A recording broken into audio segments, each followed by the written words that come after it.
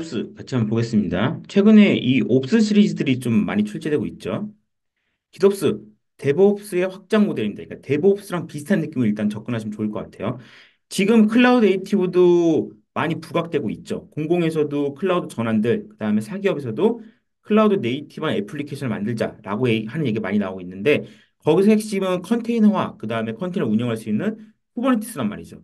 근데 이렇게 지금 애플리케이션과 인프라를 자유롭게 통제하려면 요게 이렇게 선언적으로 그러니까 뭔가 이 기존에 있는 인프라 방식이 아니라 이 스크립트, 선언된 형태의 인프라가 구성이 되어 있어야지만 이런 것들을 통제할 수 있는 거죠. 그걸 통해서 우리는 이뮤터블 인프라스트럭처, 그러니까 도커처럼 불변의 인프라스트럭처를 만들 수 있는 이런 느낌으로 가는 게 이 기도스의 일단 컨셉입니다.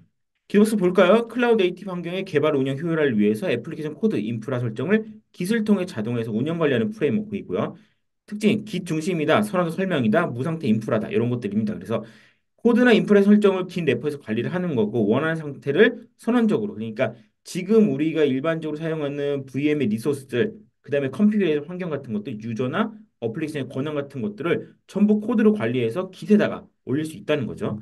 그러다 보니까 깃에서는 버전 관리 협업, 컴플라이언스, CI/CD 등을 애플리케이션 개발에 사용되는 데브옵스 모험 사례를 인프라 자동화 정의 운영 프레임워크를 깃옵스라고 부릅니다. 그래서 이 CNCF라는 클라우드 네이티브를 위한 이 조직이 있잖아요. 여기서 이 기도업스의 네 가지 핵심 원칙을 정의를 합니다. 볼까요? 선언적이어야 된다. 모든 시스템은 선언적 설명 가능해야 된다. 그다음에 매니페스토, 설명서 같은 것들이죠. 그것도 있어야 된다. 그다음에 버전과 불변성, 기세 버전이 지정이 되는 거고 롤백, 리버트 이런 것들 간단하게 돼야 된다라는 것들이고요. 승인된 변경 사항은 자동 시스템에 적용. 그러니까 여기서 승인된 선언하고 요 버전 관리된 승인된 시스템들은 자동으로 인프라에 반영할 수 있어야 된다. 그다음에 지속적으로 조정 관리도 가능해야 된다. 실패하면 관리자에게, 그다음에 뭔가 탄력적인 확장 이런 것들이 필요하면은 바로바로 이걸 노티를 해줘도 된다는 거죠. 이런 것들은 어떻게 개발 운영 관점에서 이점을 갈 수 있냐? 보시면은 개발 생산성 증대, IAC가 시험에 한번 나왔잖아요. 이런 것들을 통해서 배포 시간 자동화, 배포 시간 단축, 리드 타임 단축 이런 것들이 가능하고요. 안정성 확보. 왜냐하면 기세서 관리를 하다 보니까 잘못된 경우에는 리버트, 롤백 이런 것들이 가능하게 되는 거죠. 그다음에 인프라 관점에서는 이 변경 감사 로그를 추적할 수 있는 거고, 그다음에 CI/CD를 모두 깃을 통해서 관리할 수 있기 때문에 프로세스를 개선할 수 있는 거고요. 보안성 증대, 운영 환경에 대한 미접근, 긴 레파토리만으로 보안성을 증대시킬 수도 있고, 아니면은 인프라 보안 침해 사고 시 기술 통합 복구도 가능합니다. 이 모든 것들이 코드로 전체 애플리케이션과 인프라를 관리할 수 있기 때문인 거죠. 그래서 코드로 관리되니까 당연히 기세 올라갈 수 있는 거고, 그럼 버전 관리가 가능한 거고, 형상 관리가 가능한 거잖아요. 이런 식으로 연결해서 보시면 좋을 것 같습니다. 기덥스 파이프라인 설계 시에는 코드 리퍼랑 config 리퍼 두 개로 나눌 수가 있는데요. 코드 리퍼에는 소스 코드 배포를 위한 매니페스트 파일, 그 다음에 config 리퍼에는 인프라 구성을 위한 배포 환경 매니페스트가 포함되어 있습니다.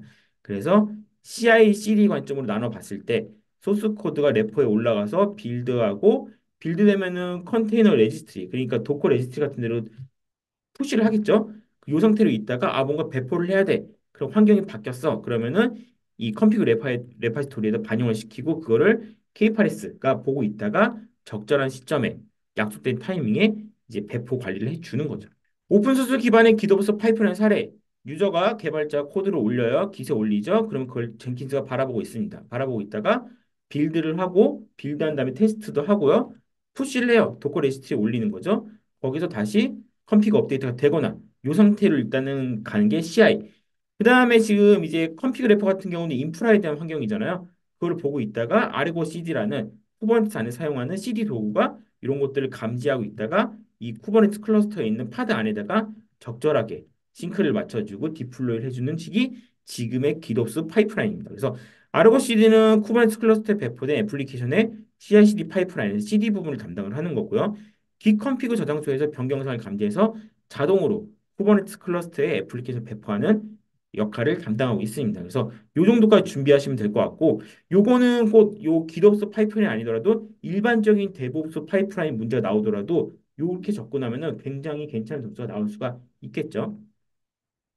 네, 기덥스는 여기까지 진행을 하겠습니다.